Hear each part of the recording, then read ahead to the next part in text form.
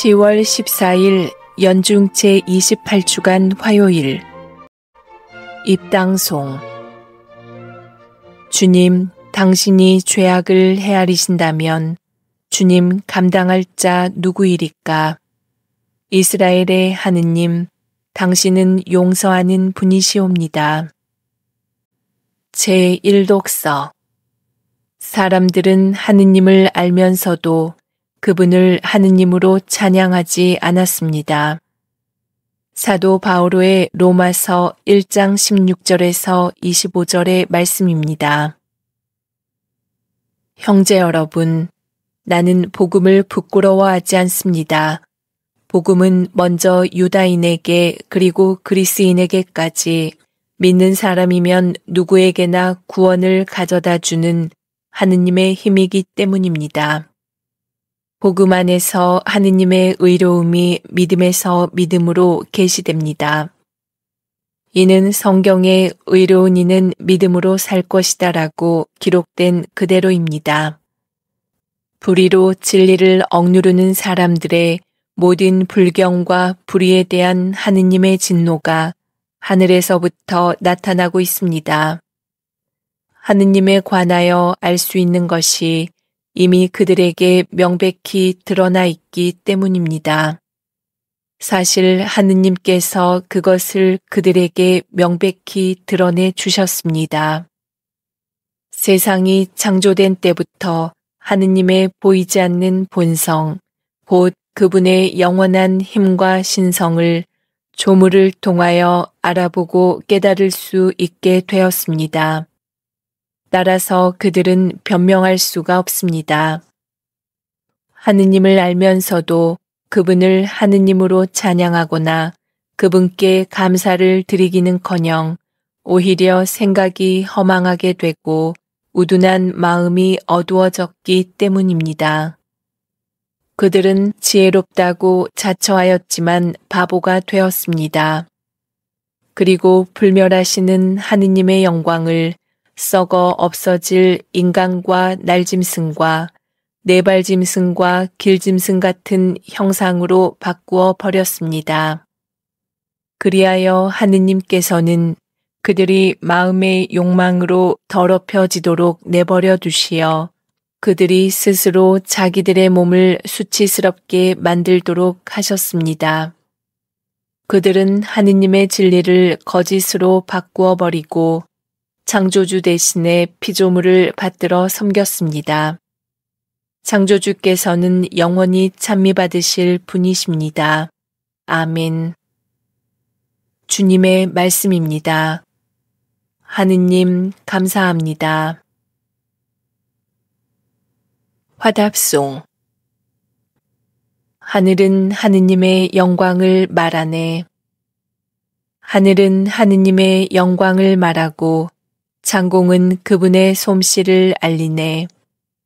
낮은 낮에게 말을 건네고 밤은 밤에게 알을 전하네. 하늘은 하느님의 영광을 말하네. 말도 없고 이야기도 없으며 목소리조차 들리지 않지만 그 소리 온 누리에 퍼져나가고 그 말은 땅끝까지 번져나가네. 하늘은 하느님의 영광을 말하네. 복음 환호송. 알렐루야.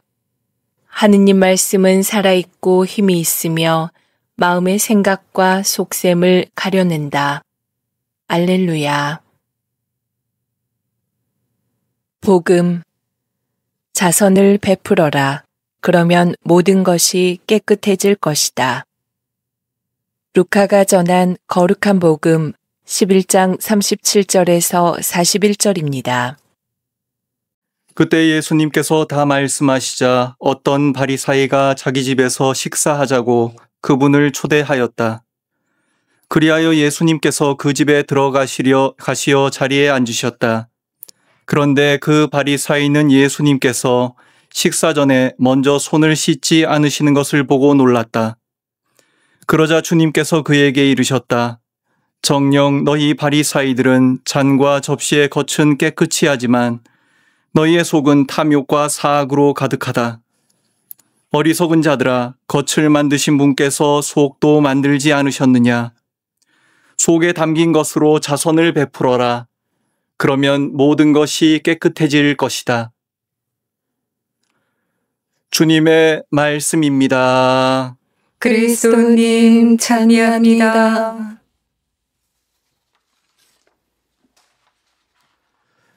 오늘 복음에서 예수님께서는 한 바리사이의 집에 초대를 받으십니다. 그런데 예수님께서 식사 전에 손을 씻지 않으시는 것을 보고 바리사이는 깜짝 놀랍니다. 당시에 손 씻는 행위는 단순한 위생의 문제가 아니라 자신의 내적 정결을 드러내는 종교적인 의미도 가지고 있었기 때문입니다. 아마 바리사이는 예수님께서 전통을 소홀히 하시는구나 라고 판단해서 놀랐던 모양입니다. 예수님께서는 그런 바리사이를 지적하시며 겉을 만드신 하느님께서 속도 만드셨음을 상기시키십니다. 신앙의 본질은 단순히 종교적인 의무를 이행하는 데 있지 않고 내적인 정결과 태도에 있다는 말씀입니다. 이 말씀은 오늘날 우리의 신앙생활도 되돌아보게 합니다. 물론 사람이 살아가면서 겉으로 보이기 위한 형식적인 모습도 때로는 중요할 때가 있습니다. 하지만 어떤 경우에도 그것이 전부가 되어서는 안 됩니다.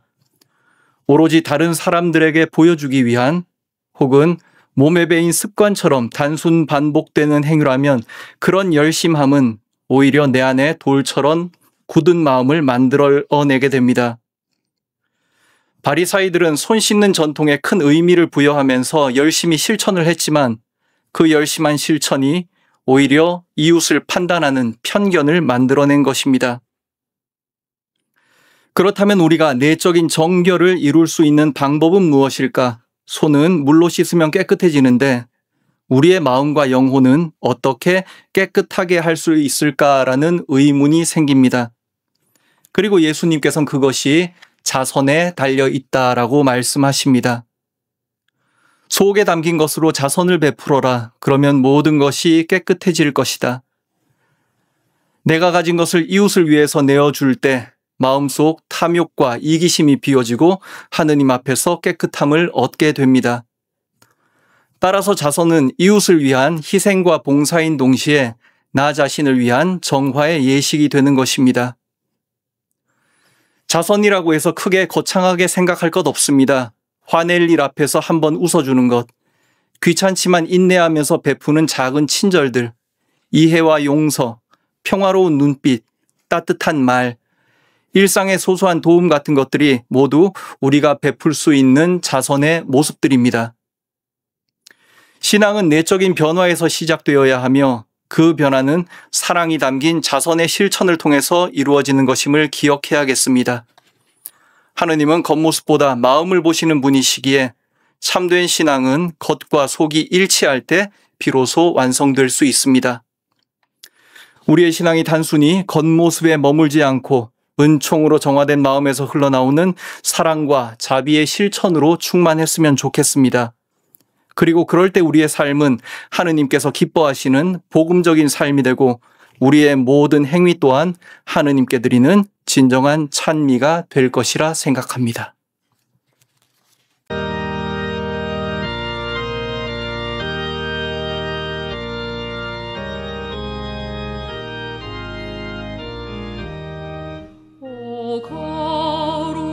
거룩하신 성체 더 찬미하리다.